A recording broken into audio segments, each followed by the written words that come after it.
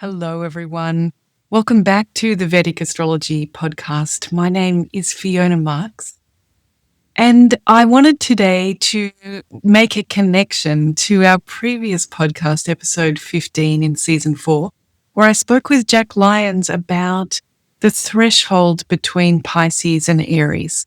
We looked at the imagery from the ancient texts that helps us to understand Aquarius, to understand Pisces, and to understand Aries.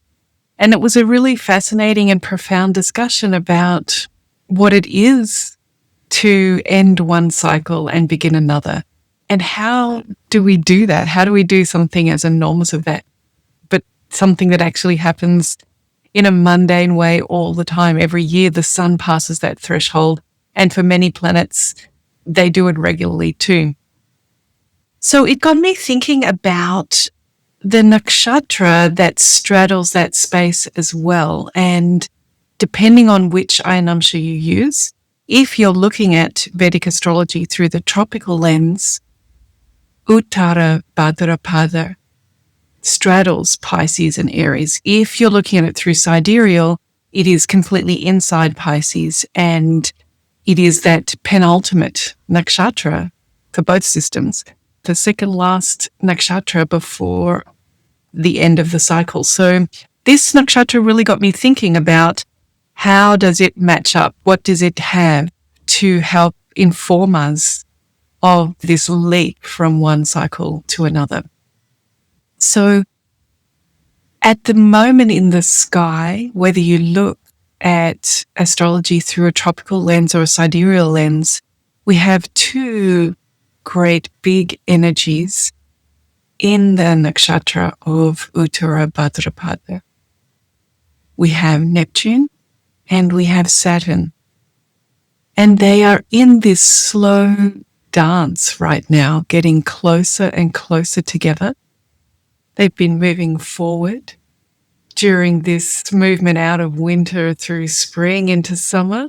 But now, as the sun begins to get further along its summer journey, these two planets, from our perspective, are going to turn retrograde and head backwards and spend even more time in this nakshatra.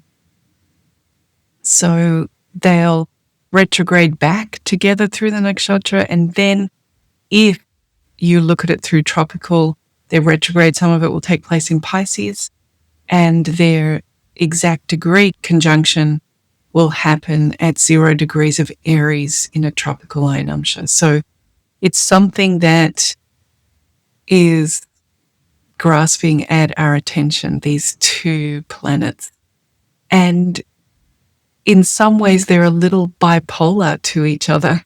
So let's think about Neptune. And for Vedic astrology, we don't necessarily study the outer planets as much.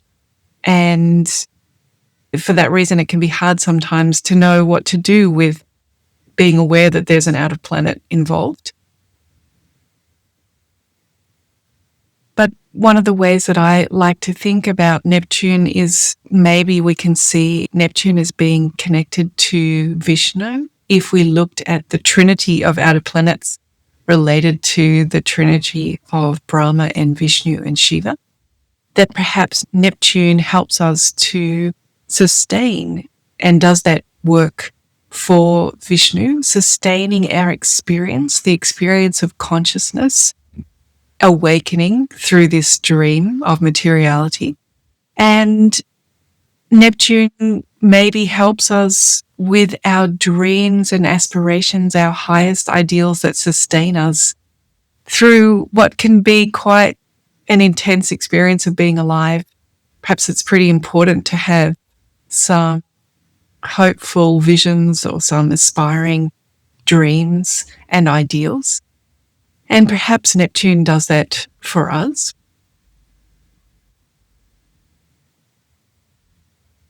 And if we think about Neptune right now has spent some time in Pisces, whichever way you look at the Ayanamshas, and we can maybe reflect on Neptune being in Pisces, allowing humanity this period of time where we've been sustained by these ideals around two fish swimming in opposite directions. This was one of the things that Jack and I spoke about in our imagery podcast, that Pisces has this beautiful poetic imagery of two fish swimming in opposite directions, that they're not controlling each other, they're not creating rigid rules or paradigms for each other, they're swimming in opposite directions, and it's perfectly okay. And perhaps we can look at this time of Neptune being in Pisces and associate it with a lot of acceptance and fluidity around gender, around same-sex partnerships, around a gender continuum, a sexuality continuum, even an acceptance of neurodiversity, and many things like this. Maybe also a kind of vision around peacefully coexisting with different religions and different political systems, different cultures. And as we head towards Neptune coming into Aries, we wonder about what will be the ideals and dreams that sustain us in Neptune coming into Aries. Mars ruled sign, a fiery sign, the first sign of the Zodiac. Are we going to see a more pioneering and independent spirit, being those sustained ideals that give us the energy to keep going in our experience of waking up? So we might be thinking that we're going to see some visions that are more pioneering and individualized or individualistic, these ideals of starting something new, getting it right this time. Perhaps Neptune can help us with those. And right at this exact same time that Neptune is crossing this portal from Pisces to Aries, Saturn is also tagging along, getting closer and closer to Neptune. And in some ways, it's hard to think of two planets that are more different, because Saturn has such a pragmatic sense of reality, such a harsh and brutal sense of truth, the cold, harsh facts. So this bipolar experience of being sustained by idealistic visions from Pisces of everything being integrated and us all being able to swim in our different directions but loving being in the same ocean, while Saturn is bringing us those realities. And I don't know whether you're having this kind of bipolar experience in your algorithms on your news feeds or YouTube feeds or whatever, where 50% of your content is telling you that humanity is lifting up and consciousness is being raised and we're just a breath away from enlightenment. And at the same time, we're also being fed so much news as well about that move to isolate ourselves, to defend what we have, to protect what we have, to attack those who maybe are a threat to us. So it's a bit crazy around here at the moment with these two planets crossing that threshold together. And we've been looking at that in our Moon and Transits group, where we meet every couple of weeks. And as Vedic astrologers, we're just trying to become a little bit more aware of where the planets are moving, being as often we're more comfortable relying on the Charanavamsha or the Vimshatari Dasha system to help us with timing. But as we've been meeting for a while now, every couple of weeks discussing transits, we've been becoming more familiar with this Saturn and Neptune slow dance. And at the same time of that, I have another Patreon group that looks at the myth called The Greatness of Saturn. And in that, we meet once a month to go through one of the chapters in The Greatness of Saturn. It's a very rich and inspiring book. And there's a beautiful part towards the end of the book where Dr. Svoboda talks about Saturn and his role of this cold, harsh reality and compares it to a grinding of the mill. And mills were these contraptions that helped and do continue to help us squeeze out and grind out things. So if you think about, maybe we all have the idea of wheat being ground by heavy stones. Perhaps you can imagine the donkey walking the stone wheel around and crushing the wheat, or maybe you can think of the windmill moving that heavy stone over the wheat and crushing it.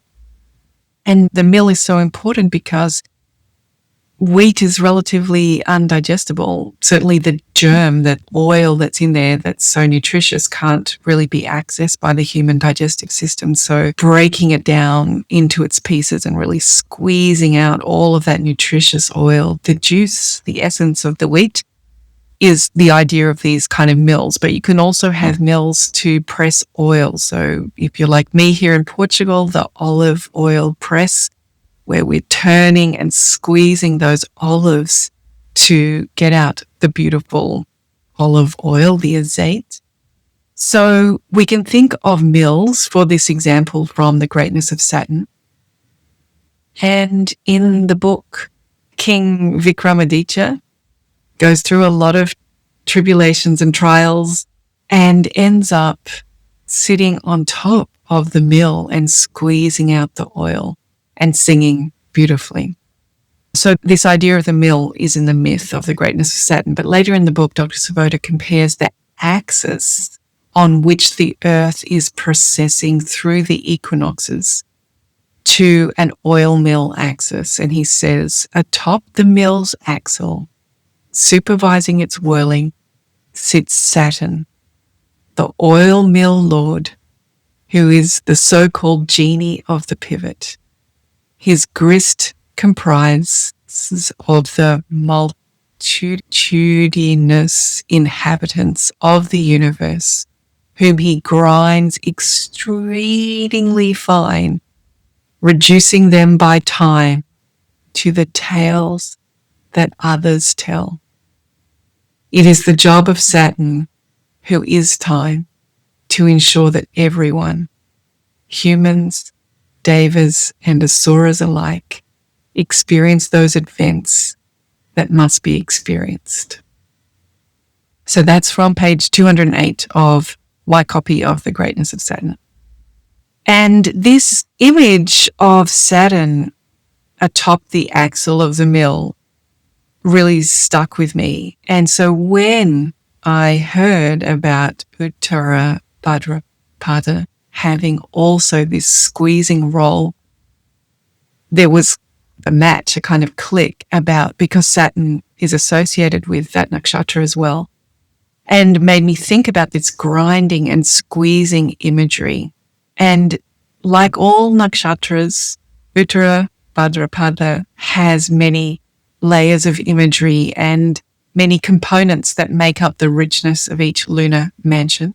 So I am really encouraging you to take a deep dive into this nakshatra.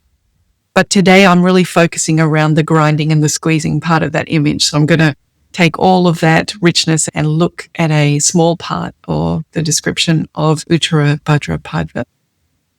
And we can look at that it's associated with a serpent that goes by the name of Ahirbudhnya.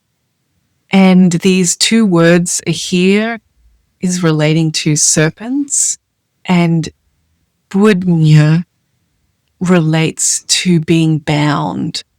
So whenever I hear serpents, it reminds me of the story of the churning of the ocean of milk to help consciousness bring into awareness and manifestation everything that will provide these experiences and delight the waking up of consciousness, the game that we're all in.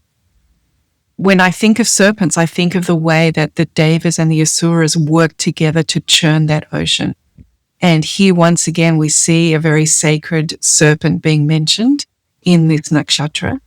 And this serpent is bound to the root.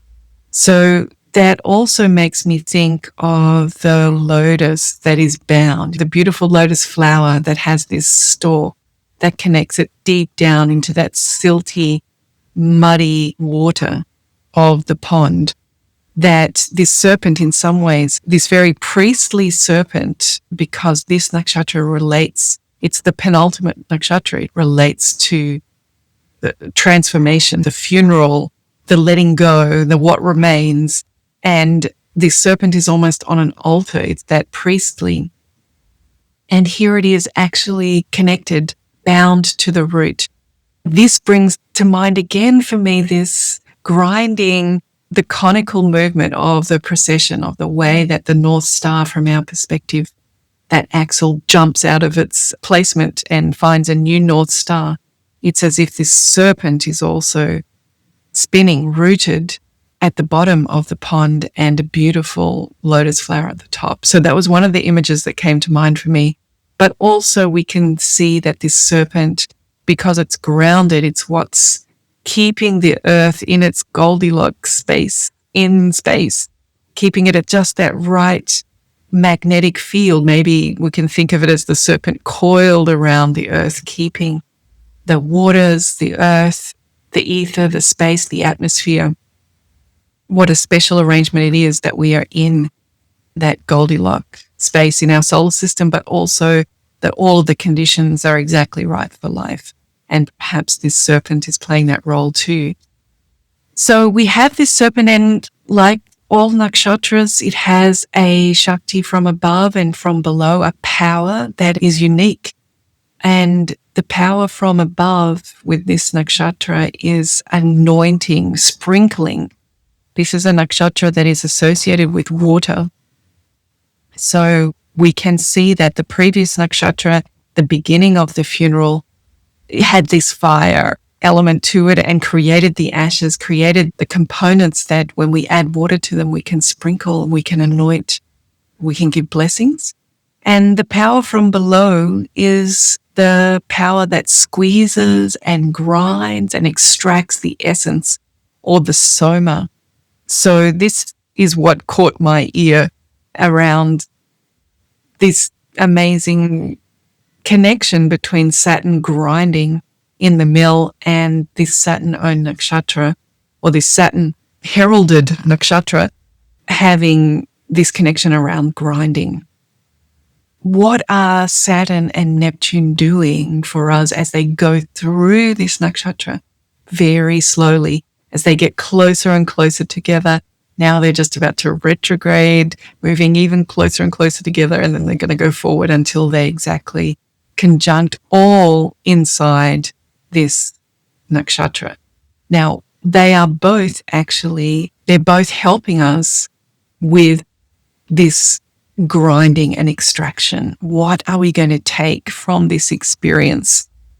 What is the essence? What is the Soma, the juice from all of this suffering in some cases that we've been through? What can we squeeze out so that we become the tales that others tell? Saturn has been in this nakshatra since March, the middle of March this year, 2025, and it's going to be there through till April 2026. And you remember that back in the beginning of 2025, like through February and March, we had Venus, the Sun, and Mercury all move through there as well. We had Venus retrograde through there. So this is a nakshatra that has been very supported. It's giving us a lot of support to take the essence from this moment in time. And now we're just left with these two players, Neptune and Saturn, doing this very slow dance. Saturn was last here in January of 1996. Neptune was last in this nakshatra starting in 1857. So are they wrapping up and squeezing something from 1996 or from 1857? And they were both conjunct together in 1989. So are they squeezing something from that experience that they had in Capricorn in 1989? This might be what they're squeezing. I don't know what you feel like they're squeezing in your own life right now. And why I'm focusing more on the squeezing side and the anointing side, maybe that is my experience. I'm feeling a lot of squeezing myself this year. But we have both Saturn and Neptune are below the ecliptic at the moment. Planets can orbit slightly above the sun's path from our perspective here on Earth, or they can be slightly below from our perspective here on Earth. At the moment, both Saturn and Neptune are transiting below that ecliptic path. So that's why I'm focusing more on that they're using the Shakti from below. And when we think about extracting the Soma, we can think about this Somalata tree that the priests would collect the twigs from under this tree, under the moonlight, to begin the process of going to get the Soma juice. And they would first then soak these twigs because they need the moistness to begin to be soft enough to open up. And this is a water nakshatra, and Pisces is a water sign. So we see that softening up, the filling with water that makes water just makes things easier, makes things flow against each other. And after the twigs have absorbed the water, then they can be crushed and squeezed. And it makes me think about, I don't know whether you've had that experience of sucking on a sugar cane and trying to use your grinding teeth to squeeze out even more sweet juice from that sugar cane. So that's a bit like this experience that the priests are using the force, the Shakti, to squeeze out the Soma. And where in our own lives are we feeling that squeezing? And are you someone that likes the rotations and the twists in yoga? I'm wondering whether this is a time when we all want to practice some yin yoga and practice some of those spinal twists, laying on the floor, really surrendering into those supine spinal twists on the mat, and breathing and allowing Saturn to squeeze out from us the essence, using our vision, our ideals of Neptune is helping us understand why this squeezing is actually the greatest gift, so we can preserve the essence of our experience. And this squeezing could go right on through into Easter of 2026. So it's our chance. This is our really great chance to distill our lessons from this karmic cycle. And maybe that's a Saturn cycle since 1996. Maybe it's a very large Neptune cycle of 186 years. Maybe it's the essence of the Zodiac itself. But there's probably not going to be a better opportunity than this to capture the essence of our experience. And we're in Pisces. Pisces is a mutable sign. It's a feminine sign. It facilitates integration and just understanding the interconnectedness of everything. So it's the perfect place for us to extract this nectar. And once these planets move forward and make that threshold leap out of this nakshatra into Revati and then into Aries and begin their new cycle, we're off again. We're off in the drama. So perhaps right now, these couple of podcast episodes are great reminders to seize our opportunity and to really give thanks that Saturn is working hard to turn us into the tales that others will tell. It's a very beautiful investment when a teacher is willing to push and squeeze out of you all that you've learned. And I wish all of us the best with this experience, because I certainly am finding it very squeezing. But I can only hope that I am surrendered and that I am giving the essence of what it is that I've learned.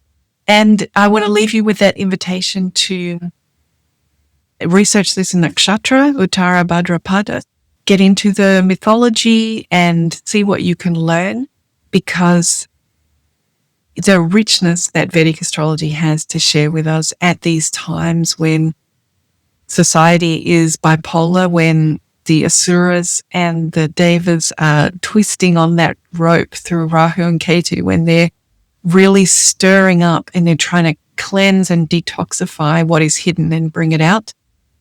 The mythology is what can really help us to have our Neptune pointed to that North Star, have our ideals looking up to the top of that axle and see the beauty of what it is that is being churned here, and surrender and give all of our lessons, give that out breath of Uttara Bhadrapada, the yin of releasing that all, and become the heroes that people speak about of these times. Great. I look forward to catching up with you next time we get together on the Vedic Astrology podcast. This is a bit of a theme for me at the moment, this crossover from end of one cycle to another cycle. So I'm hoping to have some more conversations about how do we move from one reality to another, and how do we let go, and how do we grieve. So stay tuned for more. All right. Thanks for listening, and look forward to seeing you next time on the Vedic Astrology podcast. Bye, everyone.